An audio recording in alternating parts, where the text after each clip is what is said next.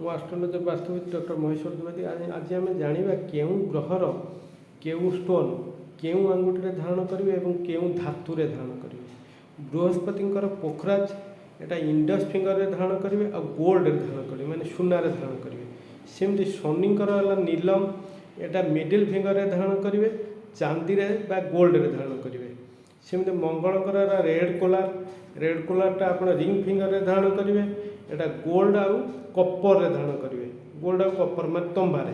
ସେମିତି ଚନ୍ଦ୍ରଙ୍କର ହେଲା ମୋତିଟା ଆପଣଙ୍କର ସଟନ୍ ପୁରା ଲାଷ୍ଟ ଫିଙ୍ଗର ମାନେ ଯେଉଁଟା ଛୋଟ ଆଙ୍ଗୁଠିରେ ଧାରଣ କରିବେ ଆଉ ଚାନ୍ଦିରେ ବା ସିଲଭରରେ ଧାରଣ କରିବେ। ସେମିତି ବୁଧଙ୍କର ହେଲା ଗ୍ରୀନ୍ ଏମରାଲ୍ଡ ଆପଣ ସବା ଛୋଟ ଆଙ୍ଗୁଠିରେ ଧାରଣ କରିବେ, ଗୋଲ୍ଡରେ ବା ଚାନ୍ଦିରେ ଧାରଣ କରିବେ। ସେମିତି ଶୁକ୍ରଙ୍କର ହେଲା ହୀରା ବା ଓପଲ, ଏଟା ରିଙ୍ଗ ଫିଙ୍ଗରରେ ଧାରଣ କରିବେ ବା ଇଣ୍ଡସ୍ ଫିଙ୍ଗରରେ ଧାରଣ କରିବେ ଆଉ ଗୋଲ୍ଡରେ ଧାରଣ କରିବେ। ସୂର୍ଯ୍ୟଙ୍କର ହେଲା ରୁବି, ଏଟା ରିଙ୍ଗ ଫିଙ୍ଗରରେ ଧାରଣ କରିବେ, ଏଟା ଗୋଲ୍ଡରେ ଧାରଣ କରିବେ।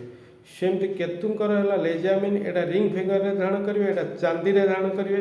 ସେମିତି ରାହୁଙ୍କର ହେଲା ଗୋମେଦ, ଏଟା ରିଙ୍ଗ ଫିଙ୍ଗରରେ ଧାରଣ କରିବେ, ଏଟା ଗୋଲ୍ଡ ବା ସିଲଭରରେ ଧାରଣ କରିବେ। ଏଇଟା ଆପଣ ଆକୁ ଧାରଣ କରିବେ କ'ଣ, ଏଇଟା ଆପଣ ଚଏସ୍ କରିବେ ବା ଆପଣଙ୍କର ଗ୍ରହରିଷ୍ଟଙ୍କର ଷ୍ଟୋନ୍, ଏ ଗ୍ରହରିଷ୍ଟର ଷ୍ଟୋନ୍ ଆପଣ ଆକୁ ଧାରଣ କରିବା ପାଇଁ ଆପଣ ନିର୍ଦ୍ଦିଷ୍ଟ କିଛି ଜ୍ୟୋତିଷଙ୍କ ପରାମର୍ଶ ନେବେ। ସିଏ ଆପଣଙ୍କୁ ବତେଇବେ ଆପଣଙ୍କର ଗ୍ରହରିଷ୍ଟ କିଏ ଅଛନ୍ତି, ସେ ଅନୁଯାୟୀ ଆପଣଙ୍କର ଏ ଷ୍ଟୋନ୍ ଧାରଣ କରିପାରିବେ।